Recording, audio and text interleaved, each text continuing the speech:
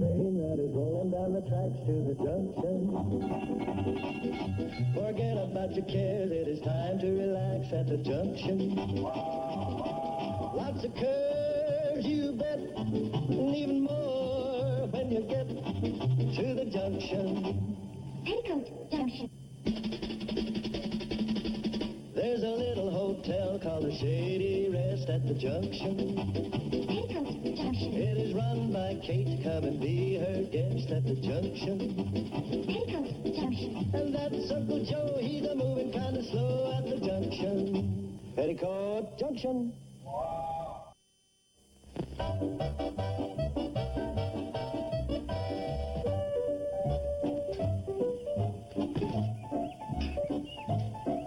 Oh, Uncle Joe, would you get in my cloth? I dropped Pretty it. busy, Kate.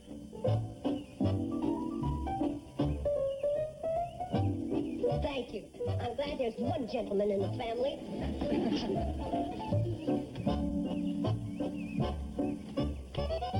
Tails? Uncle Joe, what are you doing? Oh, I was reading about this experiment they made in one of them eastern colleges. They claim they flipped a coin 10,000 times, and it approximately came out 50% heads and 50% tails. And you're checking them out, huh? Yeah, so far the conclusions hold up. I got 4,685 heads and 4,596 tails. Tails? Boy, how people can waste their time on silly experiments like this is beyond me.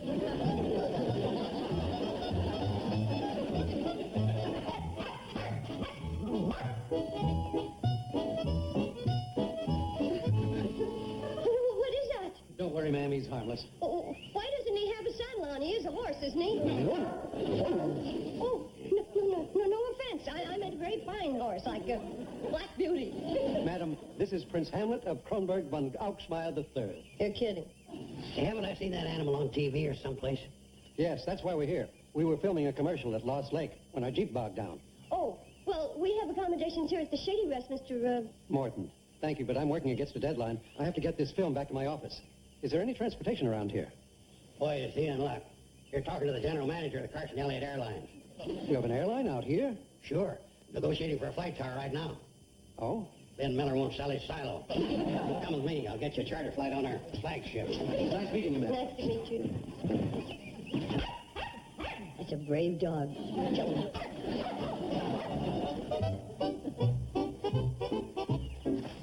Well, there she is.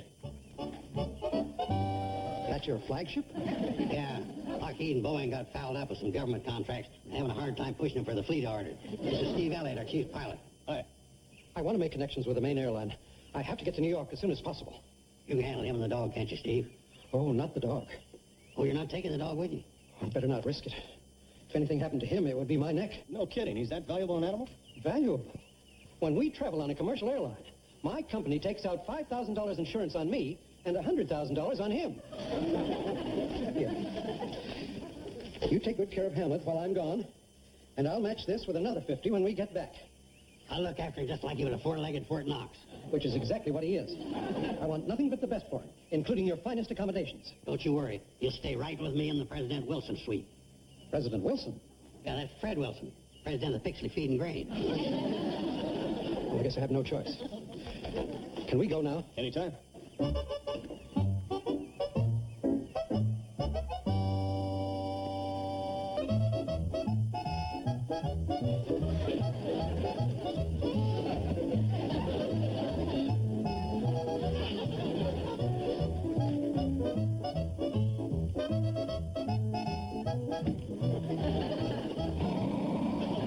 Hey, watch it.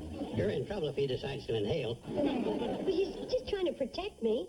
Against him, he leaves more than that on his plate. What's he doing here? Morton flew out with Steve. I'm in charge of keeping him while he's gone. You mean you've taken on the responsibility of that valuable animal? Morton knows what he's doing. He's a shrewd judge of character. That's why he chose me for the job. What other choice did he have? Well, he could have tied him to a tree. Well, when it's a toss-up between a willow and you, I can see where you'd have the edge. Uncle Joe, he's a big responsibility. What if something happens? That's impossible, Kate. He spends every waking moment with me. What do you suppose he eats? I don't know. I just hope it isn't us. You got nothing to worry about. He's as gentle as a lamb. Here, shake. I said shake. Don't you know how to shake? Oh, show off. You make yourself comfortable. I'll do the shopping. You see, here's oxtail soup, dozen tins of corned beef. Doggone it, Joe, get out from behind my counter. And don't tell me you're doing the shopping. Kate does that. I ain't shopping for the shady rest. I'm shopping for my client. Oh, sorry, sir, what is that, Joe? That my skittery shopkeeper is a J. Paul Caddy of the canine world. Prince Hamlet of Coensburg of von Oschmeyer III, allow me to present Sam Drucker. What do I do, kneel? A simple courtesy ought to do it. Frankly, Joe, I wish you'd get that beast out of here. He makes me nervous. He can also make you a pile of dough if you listen to the proposition I've got. What's that? I've owed you a small amount for a short time, haven't I? You've owed me a big amount for a long time. Well, never mind the details. The point is, if you're willing to wipe out this piddling little sum, I'll lay $1,000 advertising scheme right in your lap. You lay $1,000 in my lap and you'll own this store. This dog gets a fortune for just having his picture taken with the product. I'll tell you what we're going to do. This is perfect. Now, you take this ring of sausage. You're about to put it around the dog's neck, like a winning horse at a racetrack. Yeah? And then what? Well, then under the picture, you put one of them gag captions like, "You can be a winner, too. Shop at Drucker's. You never sausage bargains. That ain't no baloney." Watch it, Joe. I haven't had my lunch yet. This is going to be a great publicity stunt. Have you got a camera? Yeah, I got one in the back room. You know, it amazes me how I come up with this stuff. This for you, Hamlet. You could...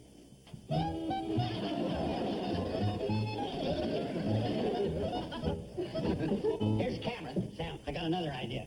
How about you standing over by the cash register with this bunch of carrots in your hand, and the caption will read, "For 14 carat..." You know something?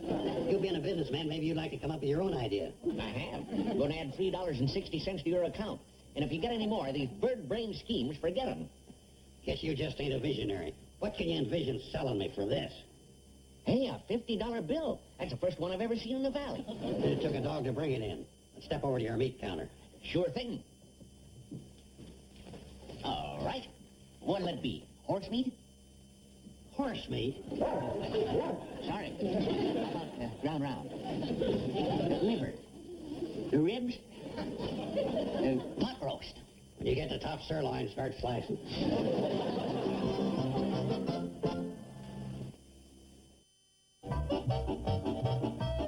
He is a handsome dog, isn't he? Yeah, the rock captain of the kennel said.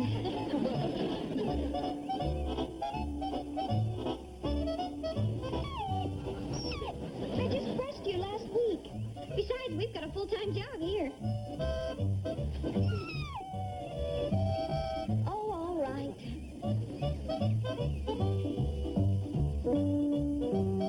There you are.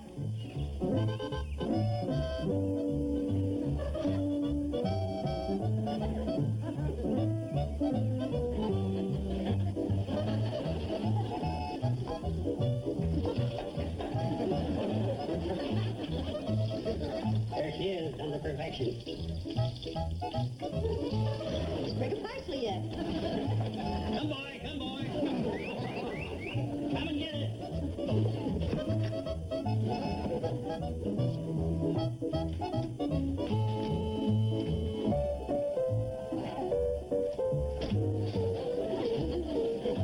We hope you don't mind if there's no candlelight and wine.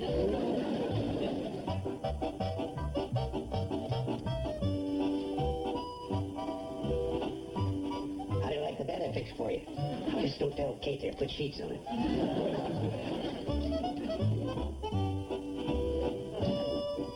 Where do you think you're going?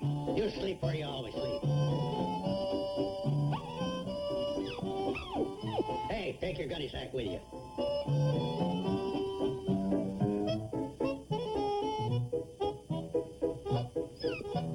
And you can stop that hangdog look. You start bringing in 1,000 clams a week, and then it's time enough for a change. Now go on, beat it.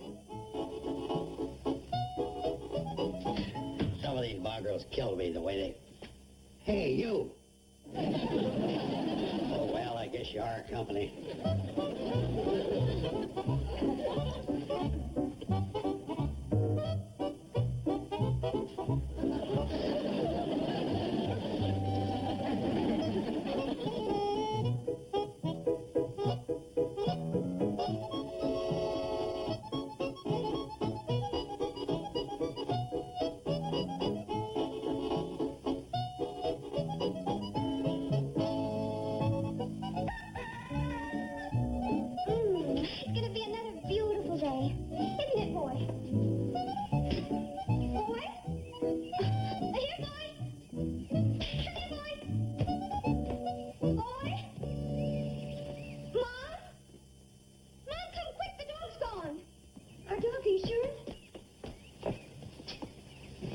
This is cool. If he slept here, he must have left some time ago.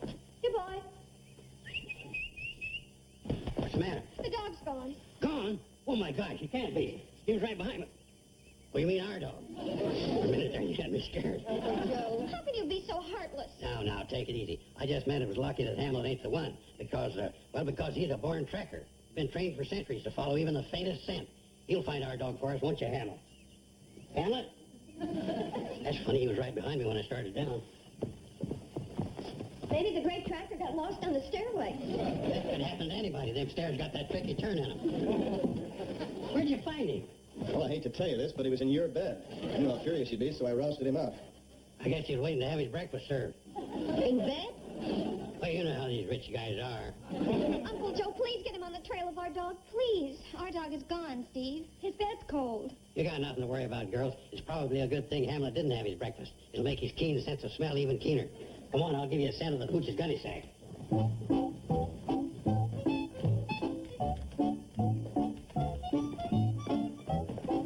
Now, here's a smell, see? Now listen, you, this is no time to be a snob. Now you pick up that scent and go get him.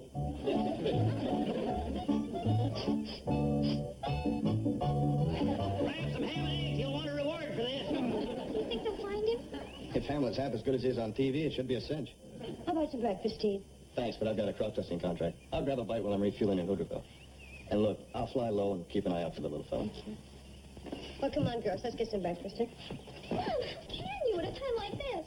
Hey, Joe, don't get panicky. Hamlet will find him or he'll come home on his own. But what if he doesn't? Oh, I know. Maybe he went to Miller's Pond to bark at the frogs, or... No.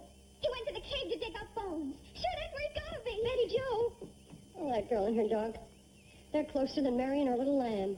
Miller's Pond? Could have gone there. He might have fallen in. Hi, Mr. Drucker. Oh, hi, Steve. Been doing a little dusting? Little. Worked over the Foster place. How about a grape soda? Coming right up. Nice and cold. Oh, I'm glad you're here. There's a long-distance phone call for anyone from the Shady Rest. I guess that includes me. Yeah, Sarah said to ask for operator 34. It's real urgent. Oh? I hope it isn't bad news. Sarah, Steve Elliott. You want to give me operator 34? She's operator 34. Sarah, she makes a big deal out of everything. She's operator 16 if there's a fire, 411 if you want the frost warnings, and 202 if you need the sheriff. Sarah, what's the message? Oh, sorry. What's the message, operator 34? Right. I'll tell him. That Mr. Morton is coming back for his dog. Be here this afternoon. Ooh, I hope His Royal Highness has every hair in place. By the way, you seen the Bradley dog? Way up here? No, is he missing? He was this morning. But he's probably back. Hamlet went out to look for him. How about that? Not everybody has a prince looking for him. That's right. Well, I guess I better get on back with this hot flash. So long. Oh, let me know if the pup doesn't show up. The Shady Rest wouldn't be the same without that little fella. I know.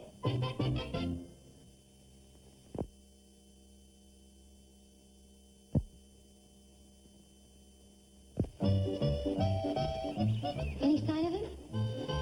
Not a trace? I even went back to the cave again. Then past Mr. Carter's orchard and Mr. Kiley's barn, and down by Ziffel's hog pond. All the places he likes to go. Don't cry, Betty Joe. Can't help it.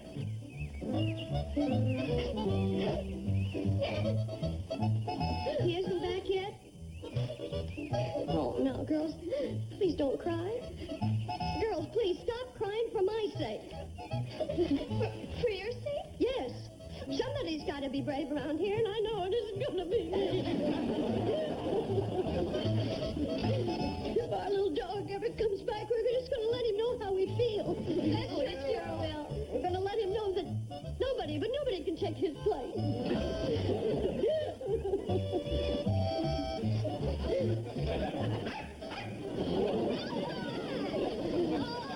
Where have you been? Looks like I'm just in time for a happy reunion. You are. He just got back. That's great. Well, there's guys who give a lot for your popularity, pal.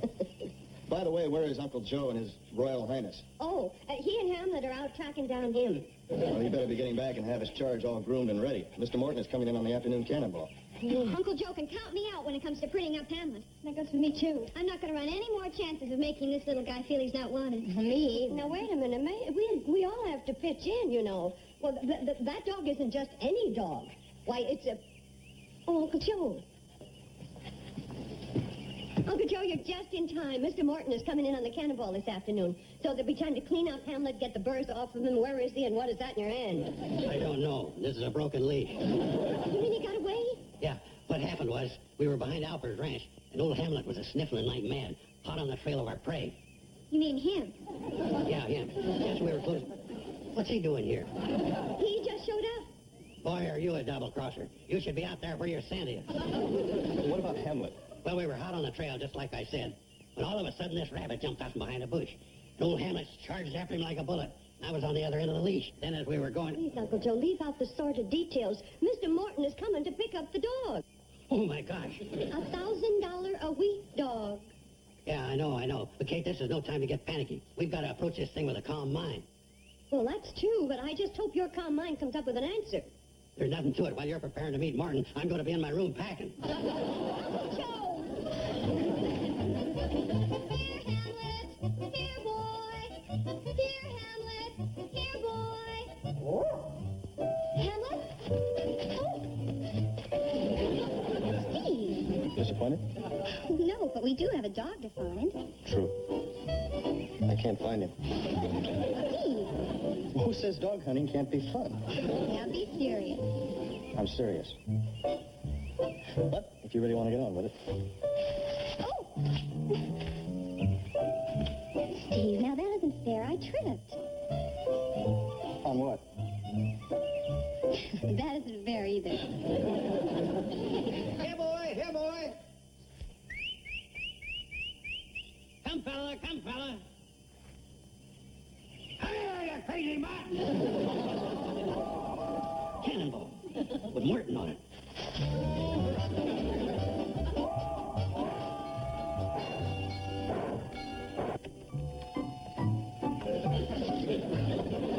Now, let's see. Oh, yeah, Newt Kiley. For years, he's been asking me to come over and spend the night playing checkers.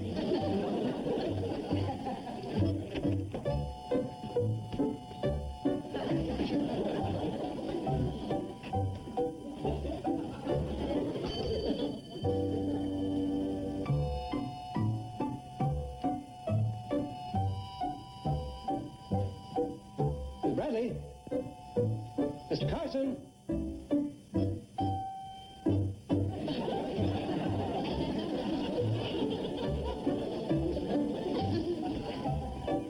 Mr. Carson? Well, you going someplace? Oh, no, I bring my laundry down to Kate. I keep it in this so I don't get mixed up with the girls. Where's Hamlet? Him? Well, I got him out getting a little exercise. Oh, good. The girl's looking after him? Yeah, the girl's looking after him. Fine. I wouldn't want anything to happen to that gold mine. We just signed the biggest deal ever for Hamlet while I was in New York. Glad to hear it. Find him anywhere. Who? Hamlet. You mean he's lost? Yeah, you mean he's lost? Joe. Mr. Carson, if you're covering up something here, and that dog is lost. No, Mr. Martin, there's no need to get excited. I got that young fella Steve and Billy Joe out there looking, and they're very sharp. You can count on them. Mr. Carson, I'm warning you. Now, relax, Mr. Martin. Kate's still out there. She can find anything. She's always finding my cufflinks, money under the sofa, four-leaf clovers. She's probably one of the greatest...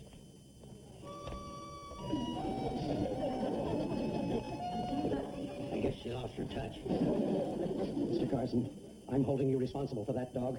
The most valuable dog in the advertising media. And if he's gone, I'm charging you with... Mr. Morton, you're overlooking one thing. What's that? You've got a very smart dog there.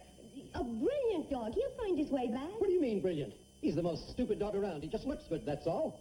He's stupid? Yes, stupid. When we're making those commercials on film and we want him to bark, we have to hold up an idiot card. What are we going to do? What I'm going to do is sue you for every dime you've got. Mr. Martin, if you're hitting, you want that $50 back. $50. $50 in this hotel wouldn't be the down payment on what you're going to owe me. Well, if you think your threats are scaring me, you're right. Why don't we sit down and talk this thing over? Hey, look. Hamlet, baby. What did I tell you? All he had to do was get his royal snoot to working and he could find his way back from Alaska. I know my dog, and when I said that dog was brilliant,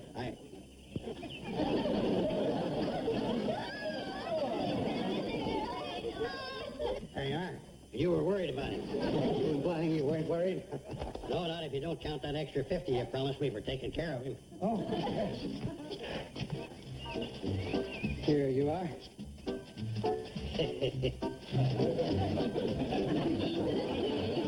Oh, come on, Kate. Not until you promise to buy him the biggest steak in Sam Ducker's store. Okay, it's a deal. Fair enough with you?